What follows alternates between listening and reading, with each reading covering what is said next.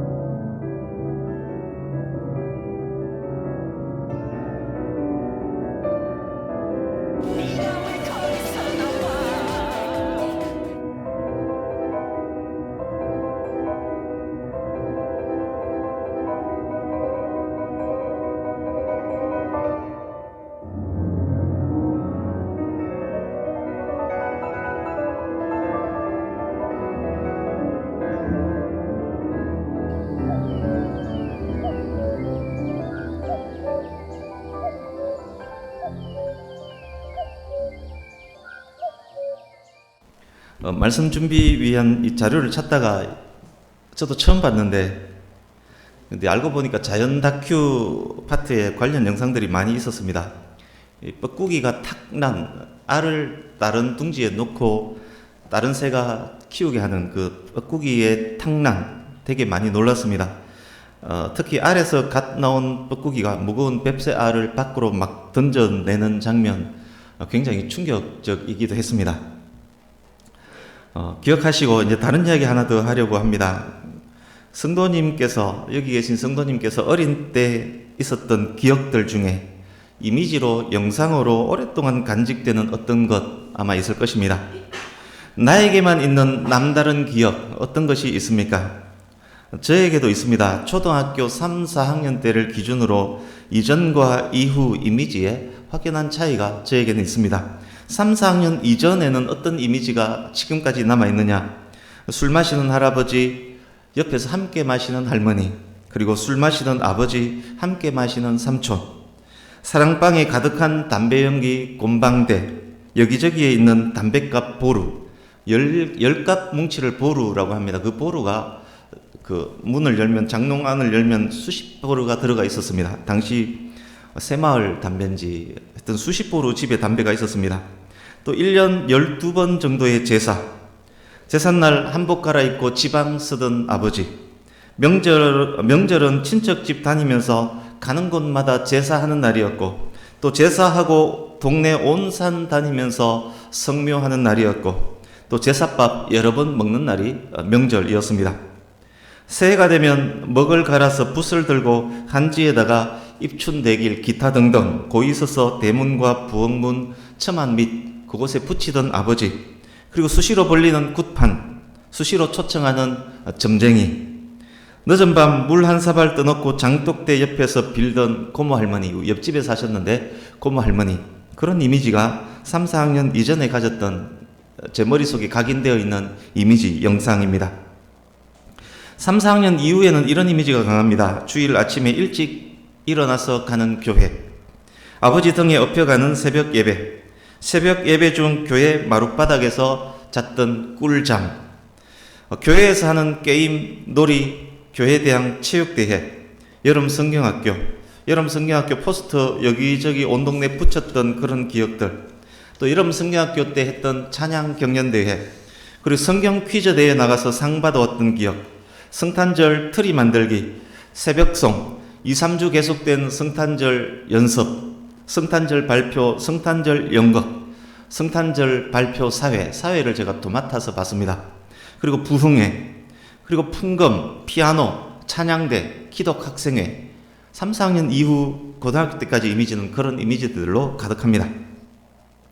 초등학교 3, 4학년경에 저희 가족 모두가 예수님을 믿기 시작했기 때문에 전후 기억된 이미지나 영상이 이토록 다릅니다.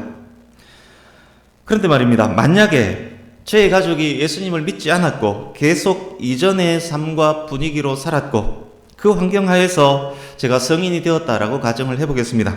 만약에 그랬었다면 제 성격상 경상도 쪽에 사는 사람들은 보수적인 색채가 굉장히 강합니다. 제 성격상 그리스도인 되기가 무척 어려웠을 것입니다. 조상을 섬기는 것, 죽은 조상에게 제사하는 것, 조상의 은혜를 갚는 것으로 여겼을 것이며 그것을 효 그리고 미풍양속으로 여겼을 것입니다. 조상신, 무슨 신을 잘 섬겨야 한다 라고 생각했을 것이고 굿을 하고 점을 보는 것, 그것을 신을 달래는 방법으로 여겼을 것입니다. 그런 것들에 대한 기억을 바른 기억, 그러니까 그 기억이 바른 기억이고 바른 기억으로 여기고 그것을 좋게 여기고 그렇게 간직하면서 지키려고 노력을 했을 것입니다. 기독교를 서양 종교 또 호로자식의 종교로 여겼을 가능성이 매우 높습니다. 누구보다도 기독교를 비방하는 사람이 되었을 가능성 높습니다. 본문에 들어가기 전에 들어가기 전에 예레미야서에 대한 간략한 설명을 먼저 드리려고 합니다. 예레미야서 1장으로 가보겠습니다. 예레미야서 1장 2절을 보십시오. 예레미야는 유다 요시야 왕 13년부터 선지자 사역을 시작했습니다. 그때가 BC 627년, 북이스라엘이 망한 지 이미 95년 정도 지났을 때입니다. 1장 3절 보십시오.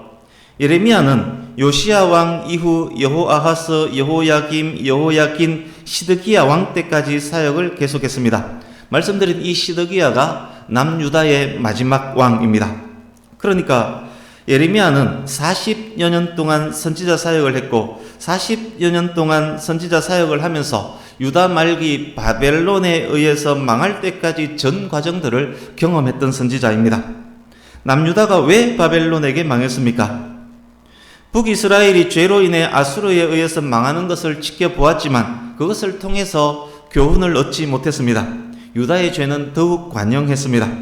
예레미야는 유다 말기 죄가 점점 더 심해지는 그 과정들, 바벨론에 의해서 무참히 망하는 모습, 바벨론 포로로 끌려가는 모습들을 다 지켜본 선지자입니다. 이것이 예레미야서 전체의 역사적 배경입니다. 예레미야서 전체는 세 가지 구별된 단계를 거치면서 진행됩니다. 첫 번째가 뭐냐 하면 죄 많은 유다를 향해서 예레미야가 하나님의 말씀을 이렇게 전합니다. 배역한 이스라엘이여 돌아오라. 오직 너의 죄를 자복하라. 배역한 자식들아 돌아오라. 회개하고 돌아오지 않으면 나의 분노가 불같이 일어나 너희들을 살을 것이다. 그 메시지, 예레미야 전반부에 흐르는 메시지입니다. 두 번째는 어떤 단계냐? 그렇게 메시지가 전해졌지만 유다는 듣지 않습니다. 예레미야 21장으로 잠깐 가보겠습니다. 21장 5절 이하를 한번 보십시오. 메시지가 이렇게 바뀝니다. 예레미야서 21장 5절 이하를 보시면 내가 너희를 심판할 것이다. 나의 진노와 분노와 대노로 친히 너희들을 칠 것이다. 불쌍히 여기지 않을 것이다. 내가 생명의 길과 사망의 길을 너희 앞에 두었다. 갈대아인 바벨론을 말합니다. 바벨론에게 항복하는 자는 살 것이고 그렇지 않는 자는 칼과 기근과 전염병에 의해 죽을 것이다. 돌아오라 라는 메시지가 이렇게 바뀌었습니다. 이제 심판은 피할 수 없다. 너희들은 바벨론에 의해서 망할 것이다.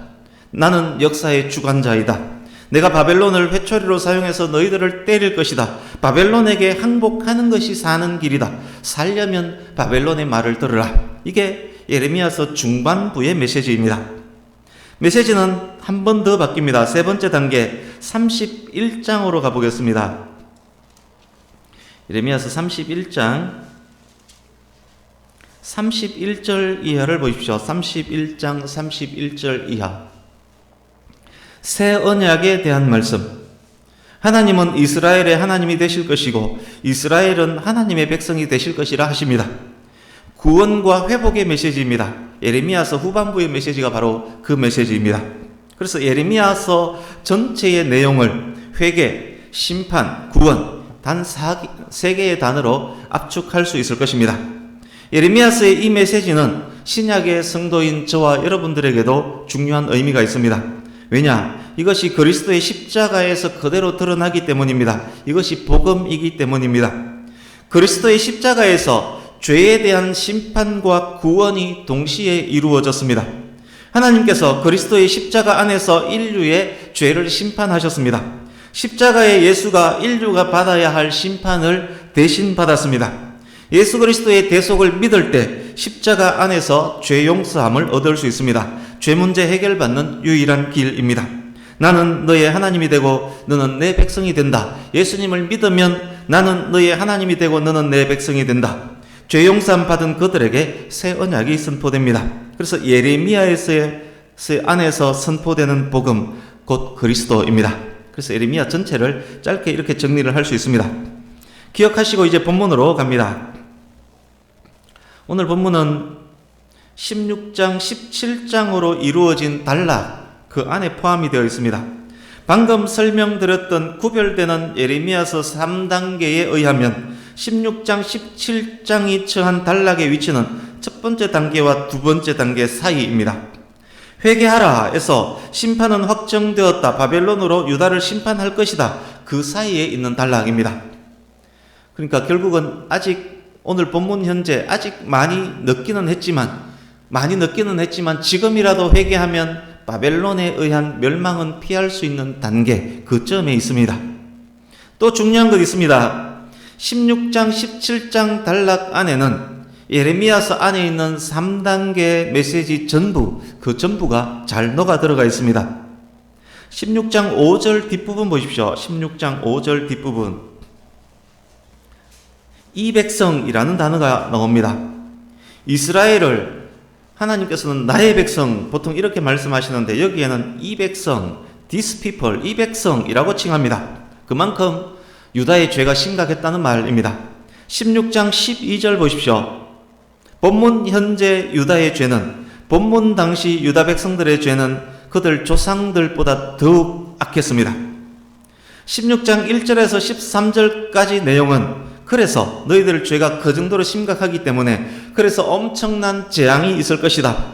결혼도 출산도 가정도 장래도 의미가 없을 것이다. 유다는 철저히 망할 것이다 라는 내용입니다.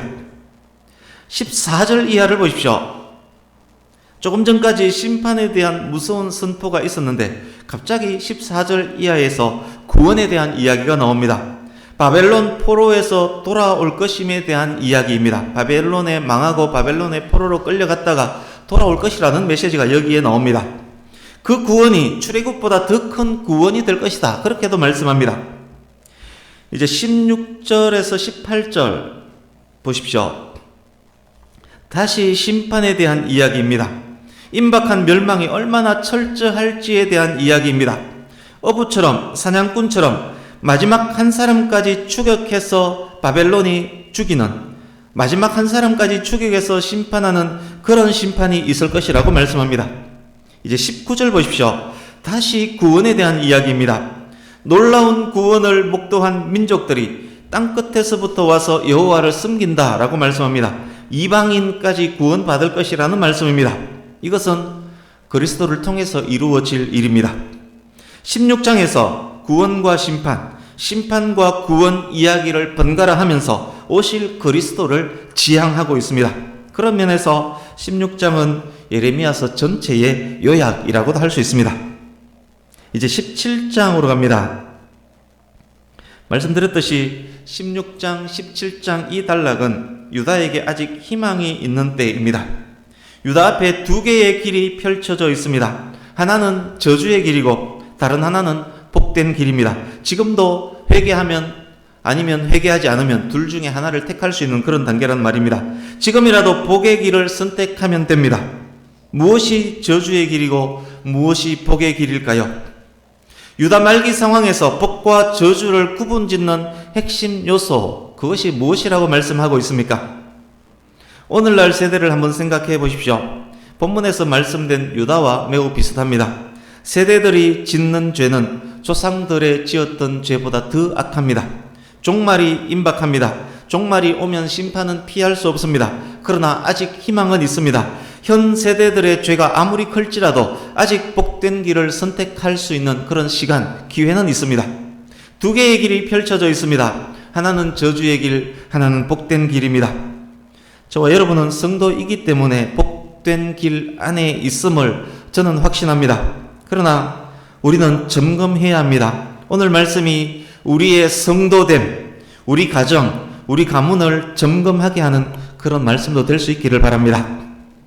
17장, 이제 오늘 본문 5절, 6절 한 번 더 같이 읽어보겠습니다. 17장 5절, 6절 같이 읽습니다. 시작. 여호와께서 이와 같이 말씀하시니라. 무릇 사람을 믿으며 육신으로 그의 힘을 삼고 마음이 여호와에게서 떠난 그 사람은 저주를 받을 것이라. 그는 사막의 떨기나무 같아서 좋은 일이 오는 것을 보지 못하고 광야 간조한 곳 건건한 땅 사람이 살지 않는 땅에 살리라. 아멘. 단어 하나하나까지 좀 더 자세히 설명해야 하지만 시간 관계상 이 부분을 메시지 성경으로 다시 한번 읽어드리는 것으로 설명을 대신하겠습니다. 이제 개념적으로 감각적으로만 이해하시라는 말씀입니다. 눈으로 5, 6절 말씀을 읽으면서 제가 읽어드리는 메시지 성경에 귀를 기울이시기 바랍니다. 메시지 성경으로 5, 6절 다시 읽어드립니다. 하나님의 메시지다. 사람을 의지하고 자기 권력을 믿으며 하나님을 짐스럽게 여기는 자는 저주를 받으리라. 그는 뿌리가 잘려 굴러다니는 엉겅퀴와 같다.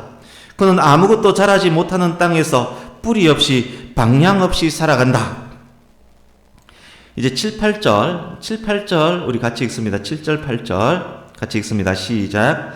그러나 무릇 여호와를 의지하며 여호와를 의뢰하는 그 사람은 복을 받을 것이라. 그는 물가에 심어진 나무가 그 뿌리를 강변에 뻗치고 더위가 올지라도 두려워하지 아니하며 그 잎이 청청하며 가무는 해에도 걱정이 없고 결실이 거치지 아니함 같으리라. 아멘. 메시지 성경으로 이 부분도 제가 다시 읽어드리겠습니다. 그러나 나 하나님을 의지하는 자, 언제나 하나님을 붙드는 자는 복이 있다. 그들은 에덴에 심긴 나무 같아서 강가에 깊이 뿌리를 내린다. 폭염을 만나도 걱정할 것 없고 잎사귀 하나 떨어지지 않는다. 가뭄에도 끄떡없고 철 따라 신선한 열매를 맺는다. 여러분, 우리가 확인을 했습니다. 복과 저주의 갈림길, 그 갈림길에 지금 무엇이 있습니까? 그의 마음 중심이 누구를 의지하느냐? 그의 마음 중심이 누구를 온전히 신뢰하느냐? 그것이 갈림길에 딱 놓여 있습니다. 자신의 주먹을 신뢰하고 통장 잔고를 신뢰하고 가진 부동산을 신뢰하고 힘있고 권력 있는 누구를 신뢰합니다. 그리고 그들을 의지합니다. 그러나 여호와 하나님은 우습게 여깁니다. 그 사람은 말씀에 의하면 저주를 받을 것입니다. 자신을 믿지 말고 다른 사람도 전혀 믿지 말라, 그런 말은 아닙니다. 사람은 사회적 동물이기 때문에 서로 믿고 의지해야만 살아갈 수 있는 존재입니다. 그러나 자신과 사람, 돈, 명예, 권력 등등에 대한 전적인 신뢰와 의지는 저주의 길입니다. 그것은 하나님을 무시하는 길이고 우상 숭배하는 것이기 때문입니다. 그러나 하나님을 전적으로 신뢰하는 자는 복을 받습니다. 인간은 불완전하지만, 인간은 믿을 수 없지만 하나님은 완전하신 분입니다. 하나님에 대한 전적인 신뢰와 의지는 복의 길입니다. 인간과 세상을 온전히 신뢰하는 사람은 사막의 마른 나무와 같은 사람이지만, 하나님을 전적으로 신뢰하는 사람은 물가에 심기어진 나무와 같은 사람입니다. 강수량이 많은 우리나라에는 물가에 심겨진 나무든 벌판에 심겨진 나무든 큰 차이는 없습니다. 그러나 팔레스타인 지역에서는 사막의 나무와 강변의 나무는 완전히 다릅니다. 하나님을 오직 의지하는 자는 물가에 심기운 나무와 같습니다. 비록 지금 옮겨져서 별다른 변화가 당장에는 보이지 않을지라도 그에게는 번영의 토대, 번영의 튼튼한 기초가 갖춰진 것입니다. 이 말씀을 듣고 이런 의문을 가질 수 있습니다. 모 집사, 하나님을 온전히 의지하는 사람인데, 그런데 그 사람 마치 사막의 나무처럼 살아가던데, 모 장로, 자기 돈, 자기 명예, 권력을 온전히 의지하는 사람인데, 그런데 그 사람 시냇가에 심기운 나무처럼 풍성히 살아가던데. 5절 한번 보십시오. 마음이 여호와에게서 떠난 사람은, 마음이 여호와에게서 떠난 사람은 누구를 의지하느냐? 그것은 마음 중심의 문제입니다. 우리가 종종 누구를 판단할 수는 있지만 우리 중 누구도 사람의 마음을 알 수는 없습니다. 마음만 먹으면 내 마음을 얼마든지 숨길 수 있습니다. 속마음 감추고 누군가를 속이려면 얼마든 속일 수 있습니다. 우리는 모 집사, 모 장로의 속마음 알 수 없습니다. 온전히 세상을 신뢰하는지 온전히 하나님을 신뢰하는지 도저히 알 수가 없습니다. 누가 사람의 마음을 알겠습니까? 9절 10절을 보십시오. 만물보다 거짓되고 심히 부패한 것이 사람의 마음이라 누가 능히 이를 알리오마는. 그렇습니다. 심히 거짓되고 심히 부패한 마음일지라도 그것을 감출 수 있습니다. 그러기에 마음만 먹으면 누구나 사기꾼이 될 수 있습니다. 흉악한 마음을 품고 그렇지만 거룩의 모습을 하고 얼마든지 사람을 속일 수 있습니다. 그러나 하나님을 속일 수는 없습니다. 하나님은 심장을 살피시는 분이며, 여기 심장으로 번역된 원어는 9절의 마음으로 번역된 원어와 같은 단어입니다.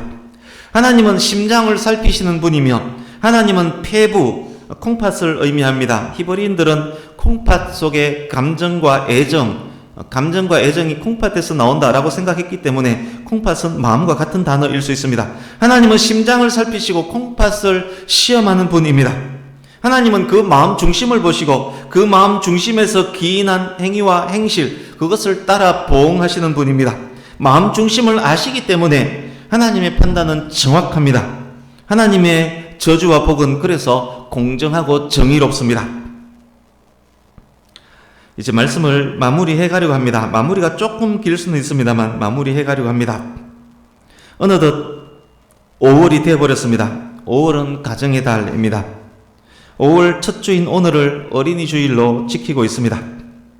우리 교회에 어린이가 몇 없어서 마음이 그렇습니다만 오늘은 어린이 주일입니다. 오늘 본문을 통해서 더 전해야 될 내용이 꽤 있지만 가정의 달, 어린이 주일, 대를 잇는 복과 저주, 거기에 초점을 맞추며 본문 속 메시지를 확인하려고 합니다. 우리 말씀 두 곳을 찾아 읽겠습니다. 예레미야서 본문 표시해 두시고 출애굽기 20장으로 갑니다. 구약성경 112페이지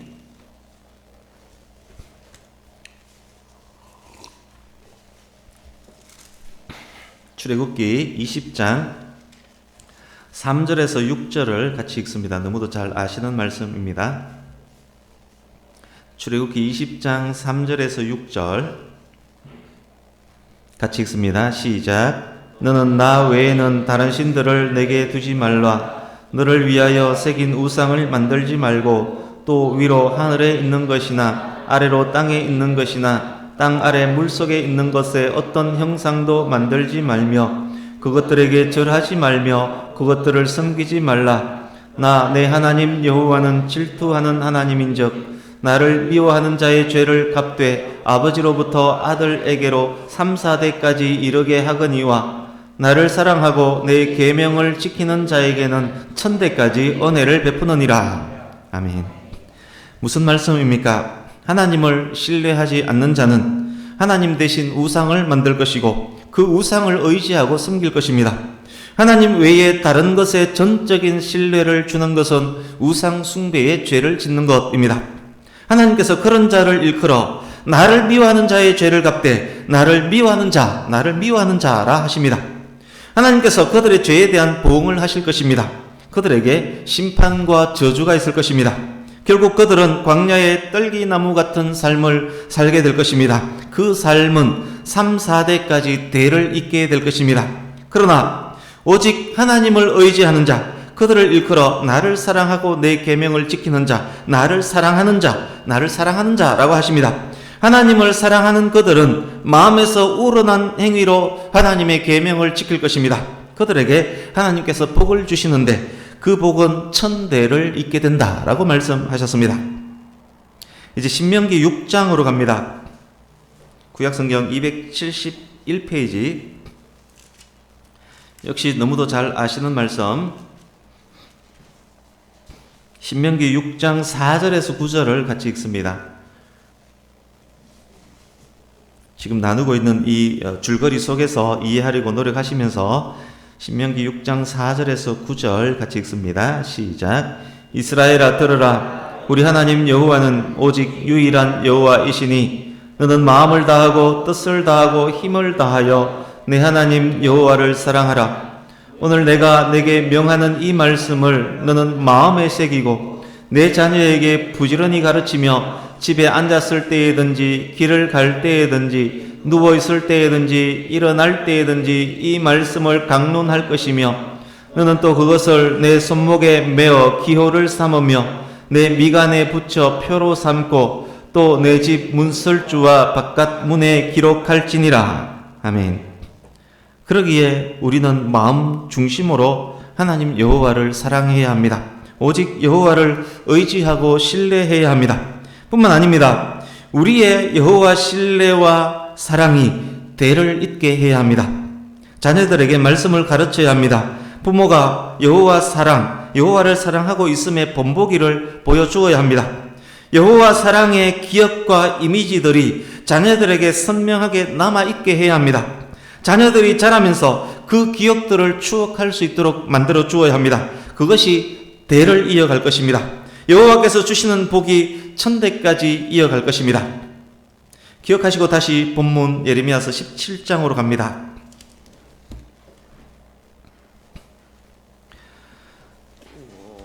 오늘 본문이 주보에는 5절, 8절로 기록이 되어 있고 그렇게 읽었지만 실질적 본문은 사실상 1절에서 11절까지입니다.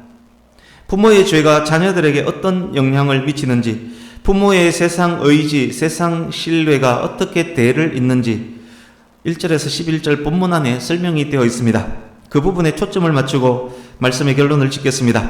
17장 1절 보십시오.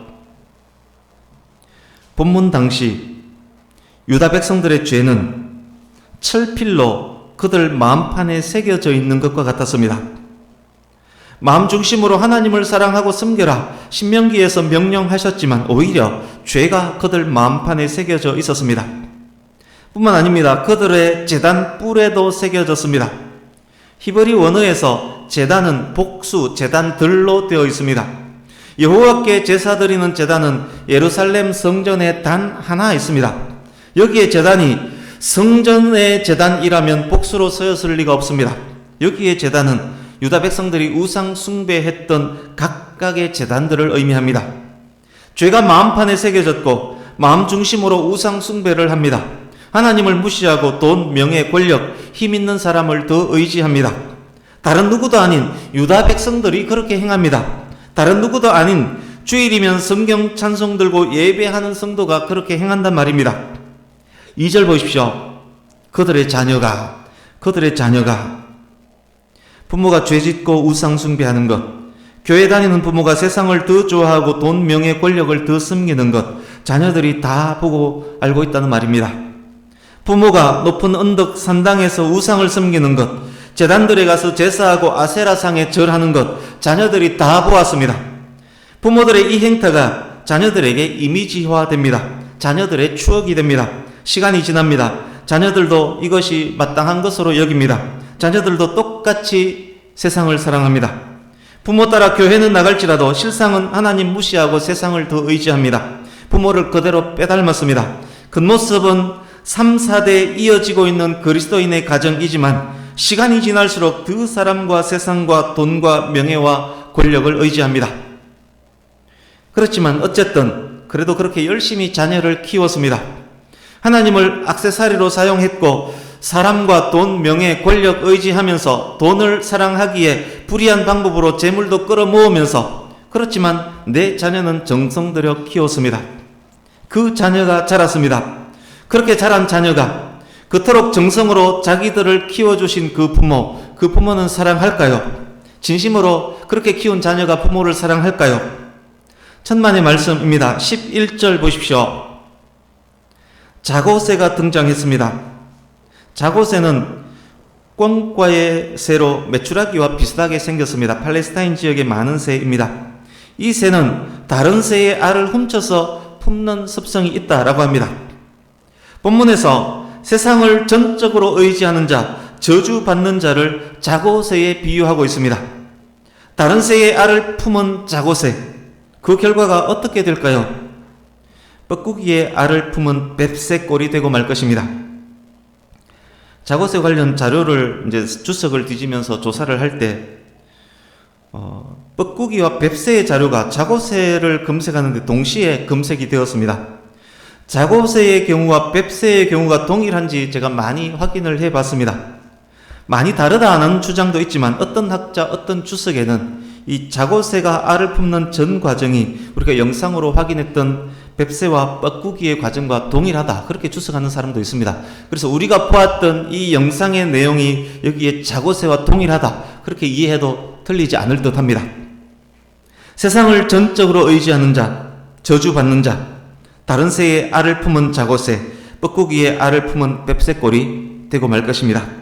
그렇게 자란 자녀는 마치 뱁새 둥지 안의 뻐꾸기처럼 날아가고 말 것입니다. 결국 부모는 사막의 떨기나무 꼴이 되고 말 것입니다. 그것이 대를 이을 것입니다. 가문의 저주, 본문을 통해 말씀하는 가문의 저주 핵심은 부모보다 더 악한 자녀들입니다. 11절 마지막 부분 보십시오. 마침내 어리석은 자가 되리라. 이토록 어리석은 일이 또 어디에 있겠습니까? 그렇지만 오늘 제가 전하려고 하는 말씀의 결론은 저주도 아니고 자고새도 아닙니다. 결론으로 성도의 복, 성도 가문의 복을 선포하려고 합니다. 세상을 의지하고 사람을 의지하면 결국 저주받는 인생이 될 것입니다. 부모보다 더 악한 자녀, 부모보다 더 세상을 사랑하는 자녀가 배출될 것입니다. 결국 사막의 떨기나무, 뻐꾸기 알을 품은 뱁새꼴이 되고 말 것입니다. 그렇다면 오직 하나님을 의지한다면 그때는 어떤 일이 일어나겠습니까? 저주는 3, 4대 가지만 하나님의 복은 1000대를 간다고 말씀하셨습니다. 우리가 오직 하나님을 사랑하고 의지한다면, 우리가 말씀을 자녀에게 가르치면, 우리 삶으로 하나님 사랑, 하나님 의뢰를 보여준다면 그것을 자녀가 봅니다. 자녀의 기억 속에 이미지화됩니다. 자녀들도 그 길을 걷게 됩니다. 우상숭배, 세상 사랑으로 인한 저주의 강도가 3이라면, 3대를 갖기 때문에 3이라면 하나님 사랑, 하나님 섬김으로 받게 되는 복의 강도는 1000에 비유할 수 있습니다. 우리가 진정으로 하나님을 사랑한다면 비록 지금은 보잘것없을지라도 지금 나의 나무는 시냇가로 옮겨 심기워지고 있는 것입니다. 나무는 점점 자랄 것입니다. 나의 나무 가지가 담장을 넘을 것입니다. 여름 무더위, 겨울 추위에도 아랑곳하지 않을 것이며 사철 풍성한 열매를 맺을 것입니다. 부모보다 더 선한 자녀가 배출될 것입니다. 부모보다 더 하나님을 사랑하는 자녀가 배출될 것입니다. 가문에 임하는 복의 핵심, 부모보다 더 선하고 부모보다 더 하나님을 사랑하는 자녀입니다. 말씀을 마칩니다. 저와 여러분이 전적으로 하나님 의지하고 전적으로 하나님을 신뢰한다면 저와 여러분뿐만 아니라 저와 여러분의 자녀들이 큰 복을 받게 될 것입니다. 그 복이 천대를 이어갈 것입니다. 가장 귀한 천국 영생의 복을 대대로 누리게 될 것입니다. 이 복이 저와 여러분 모두의 가정과 가문에 있기를, 대대손손 하나님 영광 나타내는 가정, 가문 되기를 예수님 이름으로 축복합니다. 아멘. 반드시 그런 가정, 가문 이루시기를 바랍니다. 기도하겠습니다.